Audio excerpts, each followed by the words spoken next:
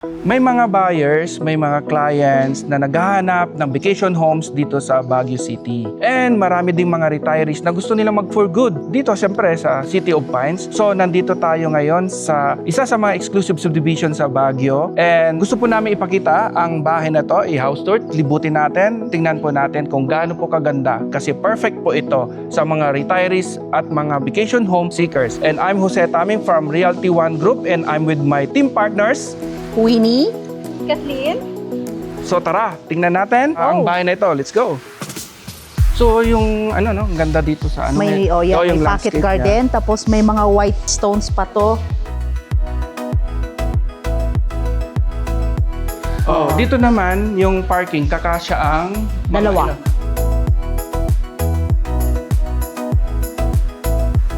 So Miss Winnie, ano yung pinaka-uniqueness nitong bahay nito? Yung Bakit space. maganda? Yung space? Nung una kong nakita to, na-in-love talaga ako kasi yung space, maganda. Sa mga taong naghahanap lang ng place where you can stay na mag-relax. Okay. Ito yung gazebo nila. At nakita mo Okay. naman yung mga stones nila, talagang mga white stones.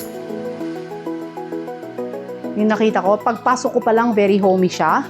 Nakita nyo naman, wood parquet. Okay. Hindi lahat ng bahay dito sa Baguio may ganito eh. Very expensive magpagawa ng wood parquet. Tapos yun, pagpasok mo pa lang, very spacious na yung living room.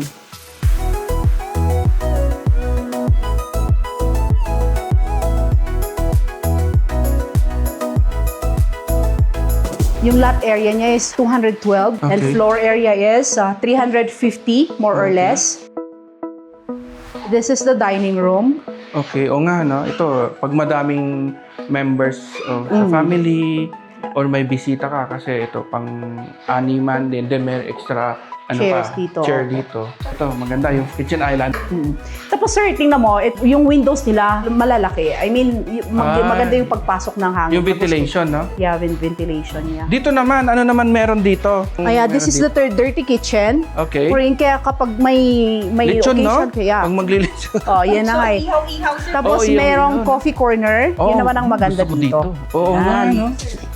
Alam mo yung isang bagay dito sa Baguio, pag halimbawa yung ano lang, 4 kayo o 3 kayo o kaya kayong mag-asawa, magkaupo kayo dito, ang sarap naman. Tsaka sir, dito sa Baguio malamig eh. Kaya coffee is life. Kung may Oo, mga tama. ganitong coffee corner kayo, Correct. maganda.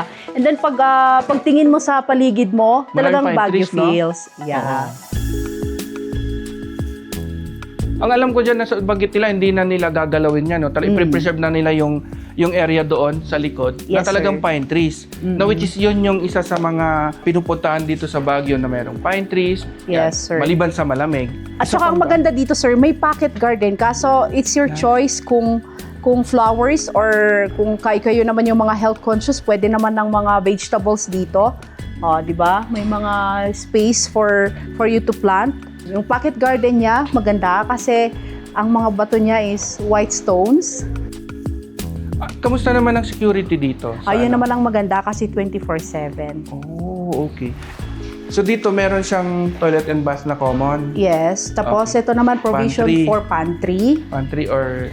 Tapos ito may stock room siya, storage. Oh, talagang na layout mabuti. Okay, let's go sa taas. Dito sa second floor. Anong meron dito sa second floor? Meron po tayong dalawang malalaking rooms. Okay. Na may veranda rin. Natin may veranda.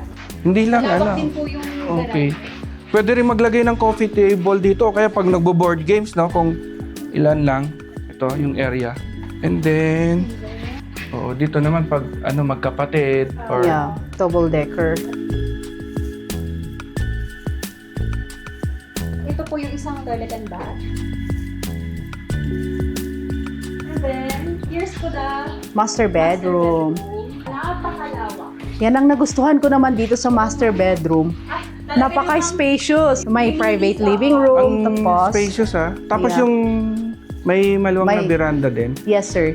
At saka maganda rin yung yung toilet and bath ng master bedroom. Diyan po. May bathtub. Oh, may bata puso.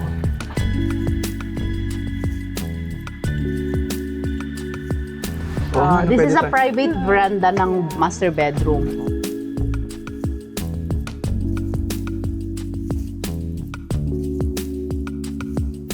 At dito naman, tanaw mo ang kapaligiran. Oh, ito yung Flat. mga gaano kagaganda din yung mga bahay. Tingnan natin yung sa third floor.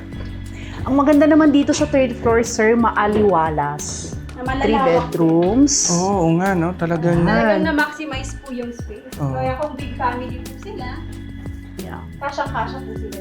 Pero kasama na ba yung mga gamit? Pag Yes, sir.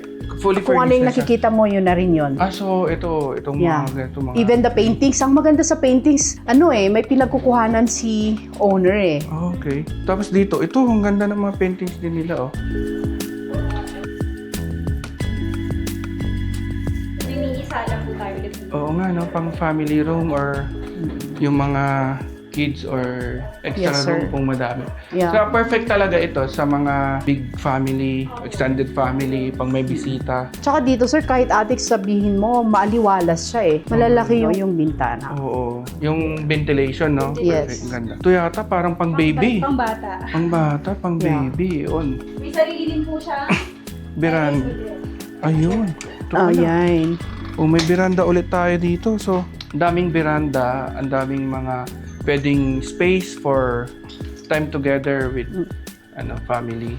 Talagang pag vacation home, kasi marami tayong bisita, marami talaga tayong space para sa kanila magkakaroon ng bonding. So yung ambience, check. Kung naghahanap sila Okay. ng good ambience, Baguio feels, check. Secured place, check. Yes, sir. At saka, kung health conscious din naman sila, may tennis court tayo, may basketball Ayun. court tayo. Mas magandang maglakad-lakad dito sa tuwing umaga. Very peaceful. Ayun.